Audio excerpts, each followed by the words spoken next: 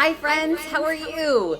Let's test this audio. Let's see how this is going. My name is Jasmine Starr. Welcome to our weekly edition of Ask Me Anything. Let me know if you guys let me know if the audio is working okay. Paige or Courtney, if y'all are online, let me know. We're gonna dive into what we do every week, which is to start off with questions, and let's chat about repurposing content. This is us working smarter, not harder.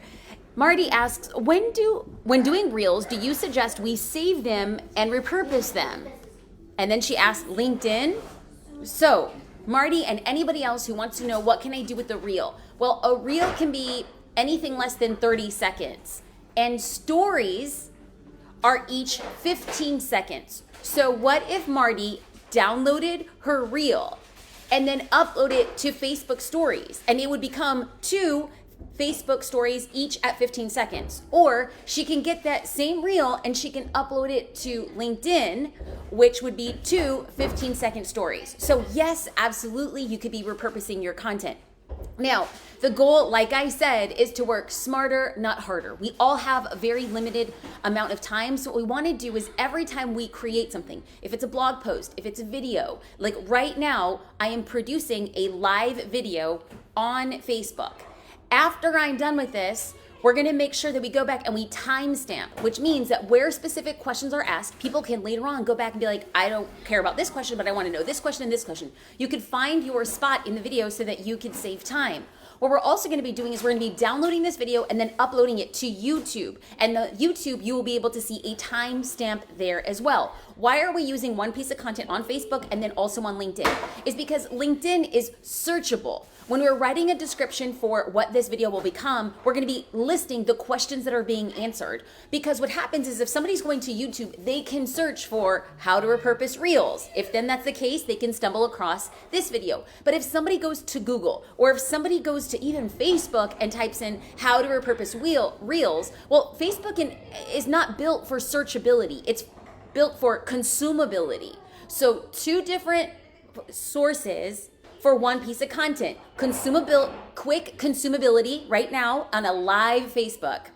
And the Facebook algorithm really does live video, specifically over 20 to 25 minutes, which is what we do every week. And also at the same time, using it for a searchable component in YouTube. So the goal would be to ensure that we're respecting the platform. Outside of today, right? So I'm doing this video, and oftentimes when I'm recording, if you look back at any of our other videos, I'm very keen not to say, hey guys on Facebook, do this. Hey guys here on Facebook. You'll also hear me not do a lot of, hi Jenna from Wisconsin, hi Marty from North Dakota. I'm not doing that because it doesn't feel native to what's happening on YouTube. How I want it to feel on YouTube is that somebody searched for something and then came across a piece of helpful content. Respecting the platform means that also at the same time, like hashtags on Facebook don't really work, but hashtags on YouTube do. So you want to ask yourself, when it comes to creating content, ask yourself where your ideal client hangs out. Marty asked a question of what do I do with my reels? Do I repurpose reels from Instagram and put them over to LinkedIn? And the answer is yes, if your clients are there. Okay, let's dive in. I want to make sure that our audio is on check. So Paige, if you're watching, can you let me know if audio is nice and golden? Okay, so one of the things that we're going to be focusing on is to find accounts that your dream customer is already looking for. And this actually goes back to one of the questions that I forgot to ask. Don't worry, folks. I'm a professional. You know what I'm gonna do lately? You know what I'm gonna do? I'm gonna say that because I hear my daughter screaming in the background and I really want to be professional, and my husband is unloading some groceries that we just got. You know, I'm just trying to keep my game face on and all of this noise, so please know that I know there's a lot of noise going on, and that's distracting me, but it's not going to distract you because we have this beautiful slide of finding your ideal client. Kristen asked another question. If you know who your customers are, how do you find them on social media to grow your following? This is where I should be saying, ask yourself where your ideal client is hanging out. You will never hear me say to join a social platform because it's the most popular social platform. No, I always encourage people to join the social platform where their dream customer is existing. In fact, I am writing a script for a podcast, and the top 3 social platforms that I think people, if you're looking for growth, If you're looking for growth, the top 3 platforms that business owners should be on would be Clubhouse, TikTok, and LinkedIn. And this is coming from a girl who's built out a specifically ardent and active audience on Instagram and LinkedIn. I just believe that as Instagram and Facebook get bigger, it's going to be harder to get attention. It's going to be slower growth. If you're like, no, I just want growth. I want a platform. I want to talk to people. I want to educate. Well, then if that's the case, you're going to want to go to the smaller, newer platforms so that you find out where they are. That you find out a new way to connect with your audience. But I wouldn't say, like, if you know for certain, let's just say that you're a college coach, right? You're helping high schoolers get to college. And you're like, Jasmine, there's just no way that my client is going to see content on LinkedIn. And you know it. Okay, that's fine. I'm not going to push you in any which one direction. But the key is once you identify where your clients are hanging out, the thing you're going to want to do is find accounts they're already following. And another way to find customers and get that kind of growth of where to find them is to find hashtags that they would be searching for. So I also am a huge fan of doing the work on the front end so that the content that you're creating is going to resonate with them, right? So you're like, but where do I find them? Well, think about what big accounts do they already follow, right? So let's just go back. Let's just say that you're a college coach. What accounts do you think that your high school seniors are following? Follow them. If you think that high school seniors are on TikTok, and they are, then you need to figure out who is following what and when and how on TikTok. You want to become very proficient of where your dream customer exists and what they find interesting. And then, and this is the part where people are like, okay, I can find a way to connect them. Okay, I can watch what they're doing on social. Then here comes the part that a lot of people are not about. Y'all, engage with your customers where they are. I hear oftentimes, I hear from a lot of people, oh, I just love Instagram. I love Instagram. That's where I want to create content. But in their heart, they know that their dream customer is in a Facebook group. They're like, but I hate Facebook. Listen, if you are spending time personally on social media, you do you. Hang out where you want to go. But if you're trying to build a business and you know strategically your dream customer is on Facebook, even though you don't like Facebook, it's in your business best interest to go and be where they are. Okay, let's dive into a few of the live questions. If you have live questions, please feel free to leave them. Ula asked, any suggestions on a Clubhouse bio? Paige, can you drop the link? If you go to jasminestar.com/Clubhouse 101, we just dropped an amazing guide. It's free. And we actually, Ula, thank you for mentioning that. We actually mentioned what should be included in a Clubhouse bio because Clubhouse does not have any exit links. So Facebook, you can add links on posts. Instagram, you cannot add links to posts, but you get one exit link, right? In your bio, you can point people anywhere. But on Clubhouse, you don't get any exit links. The only thing you can do is that you can link to your Twitter profile and or your Instagram profile.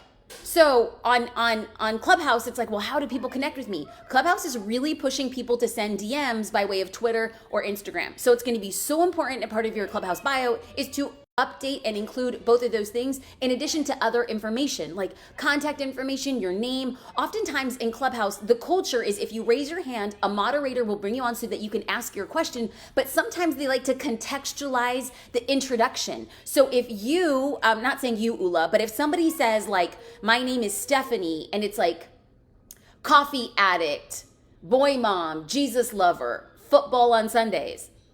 Like if you're gonna ask a question and someone's like, Stephanie has a question and she likes football and babies, right? You wanna use your Clubhouse bio to educate people immediately in the first sentence what it is you do so that people can introduce you. Clubhouse is like a cocktail party where people want introductions. Okay.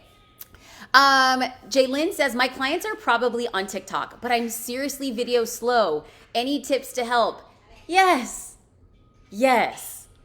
Here's 3 tips to getting better with video. Just start.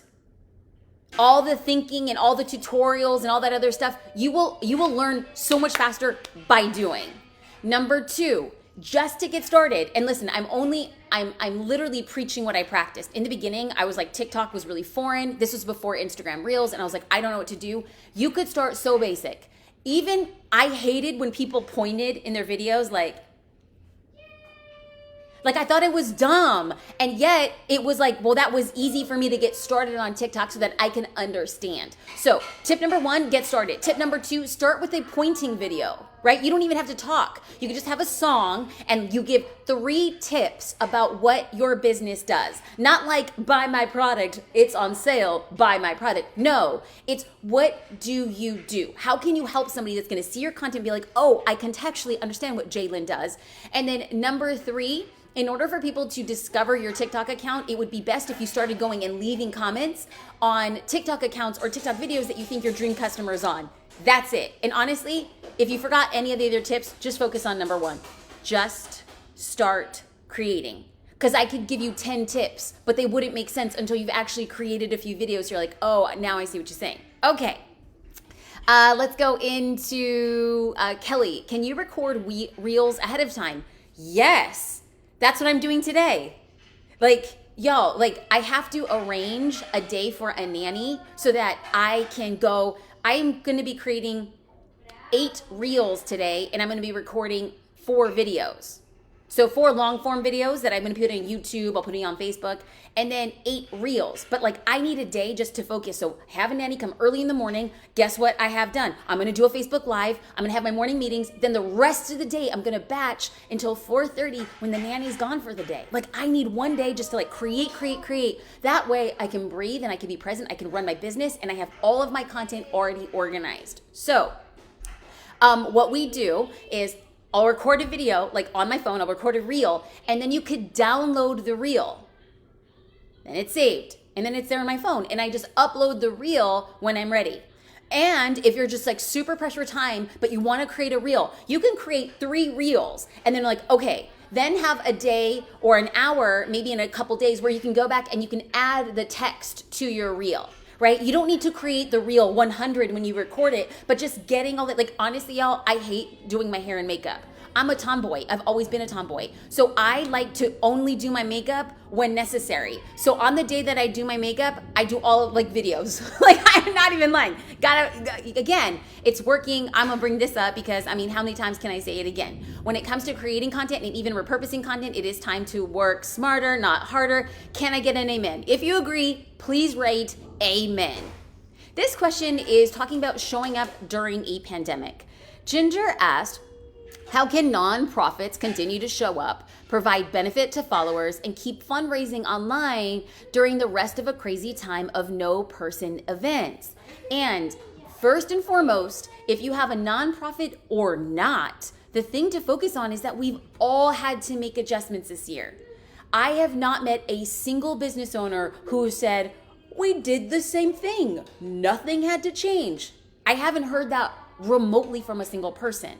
So the minute we realized that we all had to go through the same thing and we all had to make changes, then all of a sudden we take a step back and be like, okay, what can I do as a nonprofit? So I sit on the creative board for National Angels, a national foster care organization that empowers families in foster care to really go deep with the children in their care. The goal, the mission is to completely remove the foster care system in the United States. That's a big, lofty goal. I am not the founder, I am not the CEO, but I am consultative when it comes to branding and strategy. Very, very, very proud of the work that they're doing.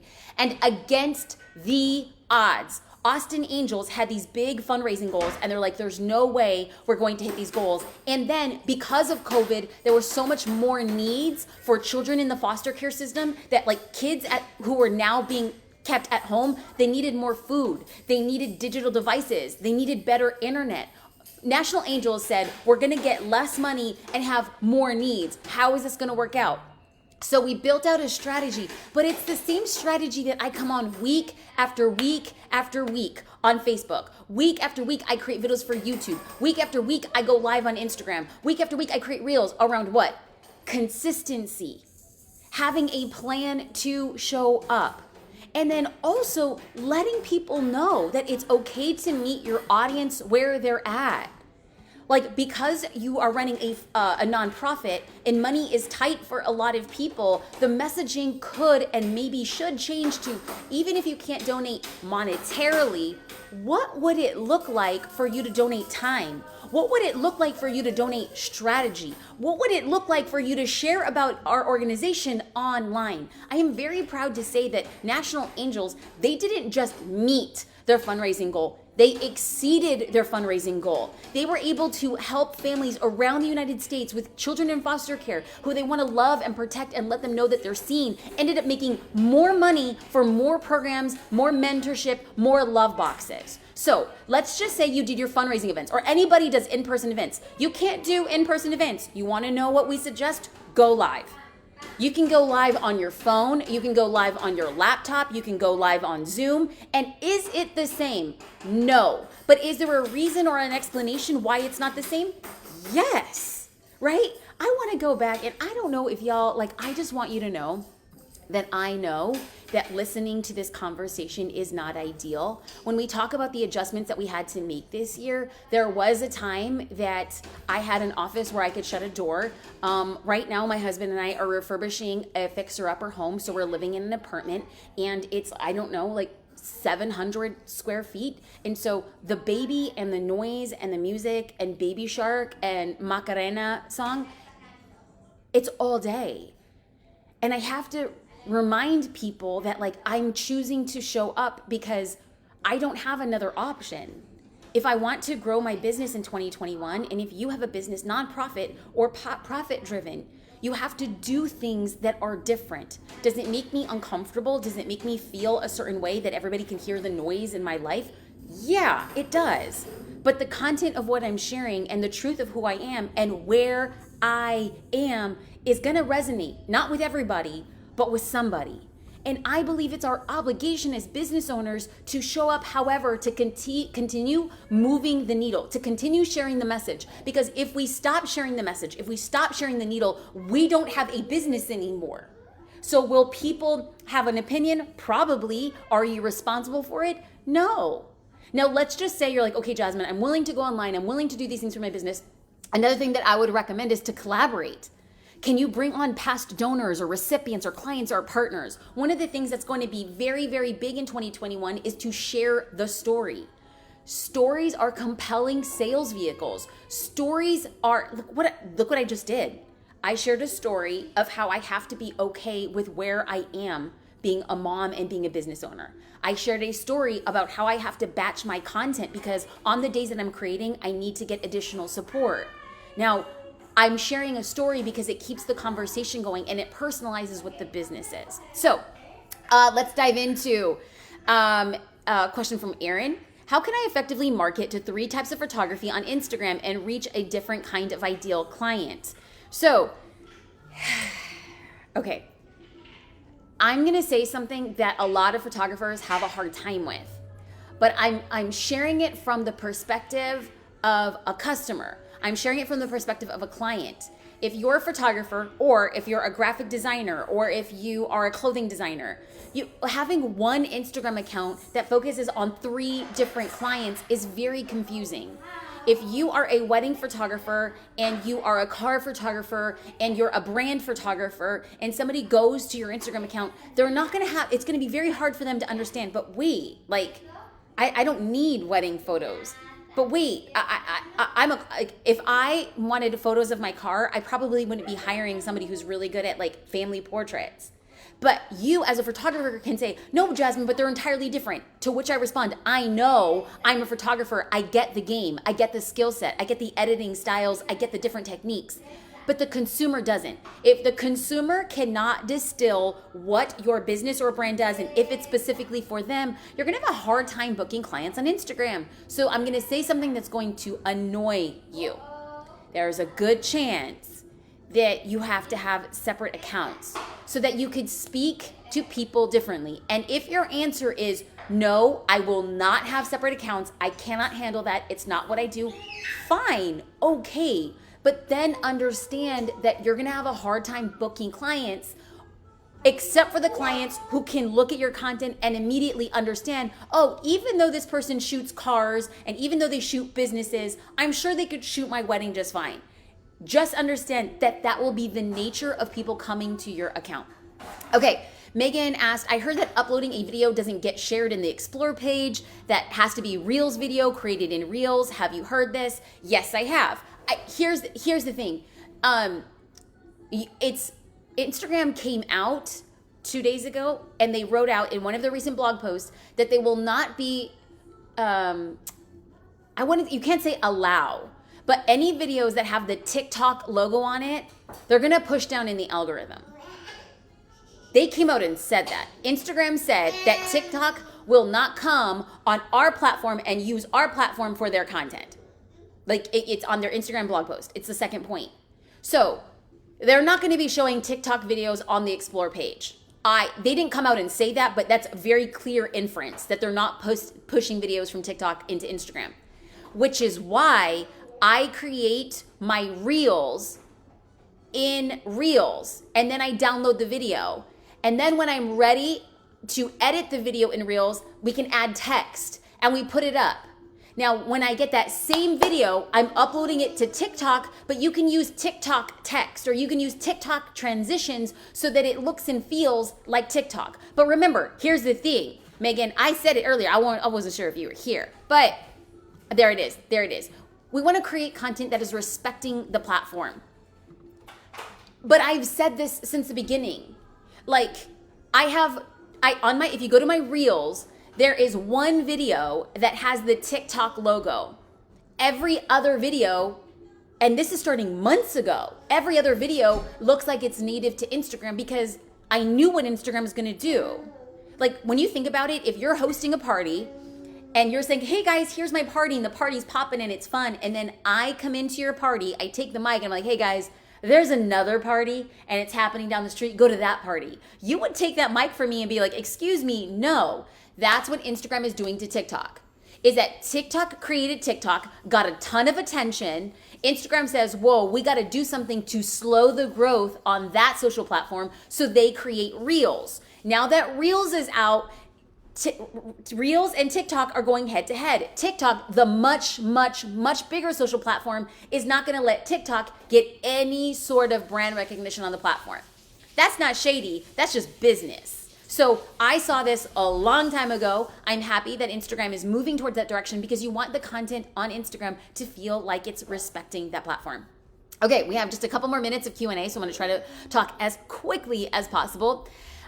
Kelly, how can we build a new business Insta account from scratch? How can we get people to trust us when we're just starting out? Kelly and anybody else who's building out a new TikTok, a new Pinterest account, a new Facebook account, any social account, everybody starts from zero. Everybody has been there before. If you are asking, how do I build trust? The truth of the matter is your content will build the trust.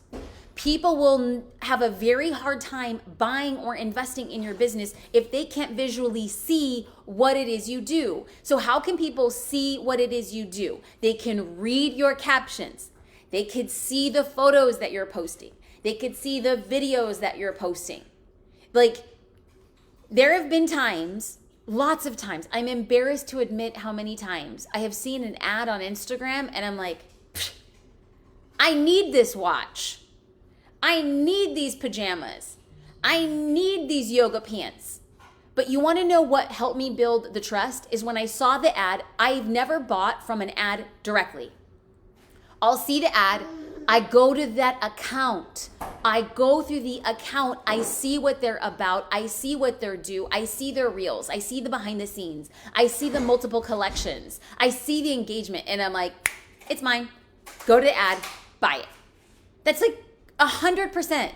And did anybody have to pick up the phone? Did anybody need like a Google endorsement? Did I need a Yelp review? No. On each social platform, your content is your credibility. So if you're just starting out from scratch, build content and then go and start giving engagement to other accounts so that when people come to your account, they're like, oh, I totally get what this person does. I get what they do and I get who they are. It is not magic.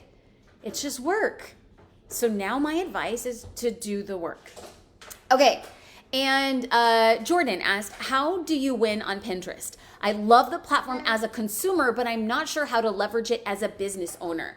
So our Pinterest strategy has always been focusing on search-based intent. So in Social Curator, we preach that there are two types of marketing: searchable and stumble upon. Searchable content is search-based content, right? So somebody knows, hey, I'm looking for pajamas. So they'll go to Google and they'll go pajamas. Or they'll go to, pajamas is not a good example. I went to Pinterest and I looked for a chia seed pudding recipe, okay? This is a true story. I went to Google and typed in chia seed pudding recipe, and I came up on a lot of like recent recipes. But then I was like, you know what? I want to visually see it a little bit more to choose the recipe that I want. So I went to Pinterest and I typed in chia seed pudding recipe. That is search-based intent, right? People go to those platforms knowing what they're searching for. Stumble upon is me on Instagram, and then all of a sudden I see a friend share a post, or I see stories of somebody else making chia seed pudding, and then all of a sudden I'm like, oh, I need a chia seed pudding recipe. So again, I believe that business owners should be creating searchable content and stumble upon content. Searchable content exists strongly on YouTube and Pinterest. So our Pinterest strategy is to ensure that we're creating and cultivating boards around specific themes. But what are we doing? We're creating blog posts 3 to 4 times a week. And then we create a Pinterest graphic for that blog post. And each blog post is normally like a how to grow your email list on social media, how to create your first reel, how to get engagement on social platforms. The blog post includes a long form pin that's compatible to Pinterest. And then we're not just pinning our like blog post. We're pinning other pins around a similar topic, but then putting our pins in there. So if somebody is searching for how to create a reel, they could come across our entire board of content and then see our pin. Again, Pinterest and YouTube is the long game, but the more you build it out over the long term, it points back. That's our strategy. Y'all, we popped in for 30 minutes of just Q&A. This is a thing I do every single week. Thank you so much for being here. If you found this helpful, if you found it enlightening, tag a friend, share this video. Empower other people to grow alongside you. Every week, what we do is ask me anything, so be sure to watch the page because we want to hear from you. Your questions get prioritized and asked. I wish you all the best, and I hope you have a wonderful day.